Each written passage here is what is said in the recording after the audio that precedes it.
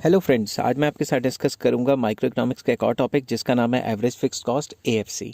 इसको मैं एक एग्जांपल से आपको समझाता हूं। एग्जांपल से 2 मिनट में समझ आ जाएगा। फॉर एग्जांपल, मैंने एक फैक्ट्री ली और फैक्ट्री की जो जगह थी वो रेंट पे थी, ठीक है।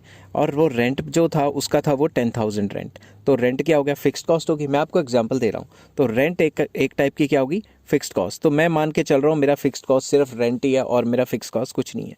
और उस जगह पे मैंने पेन बनाने की फैक्ट्री खोली। जब मैं पेन बनाने की फैक्ट्री खोल रहा हूँ और ये मैं मान के चल रहा हूँ कि मैंने 10,000 ही पेन बनाए, तो मेरी टोटल कॉस्ट होगी 10,000 डिवाइडेड बाय मैंने पेन कितने बनाए? 10,000। तो मेरा पर यूनिट पेन का खर्चा फिक्स्ड कॉस्ट कितना आया? 1। तो बेसिकली एवरेज फिक्स्ड कॉस्ट होती है कि एक यूनिट को बनाने के लिए फिक्स्ड कॉस्ट कितनी लगी। Total fixed cost divided by quantity, पता लग जाएगा कि एक यूनिट को बनाने के लिए फिक्स्ड खर्चा कितना है, ठीक है। तो अब मैं चलता हूँ। इट रेफर्स टू, चलता हूँ मतलब जाता नहीं हूँ, यहाँ से समझाता हूँ। अब मैं चलता हूँ टॉपिक पे। It is the per unit fix cost, एक यूनिट को बनाने की fix cost. It can be calculated when TFC is divided by quantity of output. जब टोटल फिक्स कॉस्ट को क्वांटिटी ऑफ आउटपुट जितना माल बनाया है उससे डिवाइड करें। Since fixed cost is constant, fixed cost हमेशा कांस्टेंट रहती है, और अगर फिक्स्ड कॉस्ट कांस्टेंट रहेगी तो क्या होगा?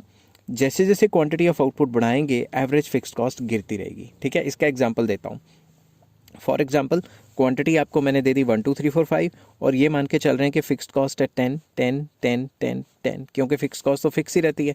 अब अगर क्वांटिटी के चेंज होने से फिक्स्ड कॉस्ट तो चेंज नहीं होती, तो एवरेज फिक्स्ड कॉस्ट क्या निकलेगी? एवरेज फिक्स्ड कॉस्ट का फॉर्मूला होता है total fixed cost divided by quantity. तो आ गया 10 डिवाइडेड बाय 1 इज 10, यहाँ पे आ गया 10 divided by 2 is 5, 10 divided by 3 is 3.3, 2.5, 2। तो ये तो गिरती जा रही है। तो जैसे जैसे क्वांटिटी बढ़ेगी, क्योंकि टोटल फिक्स्ड कॉस्ट कांस्टेंट रहती है, एवरेज फिक्स्ड कॉस्ट हमेशा गिरती रहेगी। ये बात आपको याद रखना है। इसीलिए जो एवरेज फिक्स्ड कॉस्ट कर्व होती है ना, वो हमेशा गिरती रहती है, मगर ये कभी टच नहीं होती। इसकी गिरने की स्पीड कम हो जाती है। बच्चे मुझे कहते हैं, बच्चे मतलब मेरे बच्चे नहीं, मतलब स्टूडेंट्स कहते हैं कि भाई सर ये टच क्यों नहीं होती? भाई ये टच नहीं होएगी। एवरेज फिक्स्ड कॉस्ट कभी भी टच नहीं होती। मतलब इसका मतलब है average fixed cost can't be zero, can't be zero, कभी ज़ीरो नहीं होगी। अब क्यों नहीं होगी वो मैं आपको दिमाग से समझाता हूँ। छोटा सा लॉजिक है इसके बीच में। देखो, एवरेज फिक्स्ड कॉस्ट का फॉर्मूला है total fixed cost divided by quantity, ठीक है। अगर इस चीज़ को ज़ीरो आना है, तो अगर ये ज़ीरो होएगी, ज़ीरो डिवाइडेड बाय समथिंग, तभी ज़ीरो आएगा ना। अगर ये नीचे वाला ज़ीरो हो गया तो समथिंग डिवाइडेड बाय ज़ीरो, तो इन्फिनिटी आ जाएगा, ठीक है। अब ऊपर वाला ज़ीरो होएगा तभी आंसर ज़ीरो आएगा। और फिक्स्ड कॉस्ट जो होती है वो कभी ज़ीरो होती ही नहीं। Fixed cost can't be zero. Fix cost तो होनी है, वो कभी ज़ीरो हो ही नहीं सकती।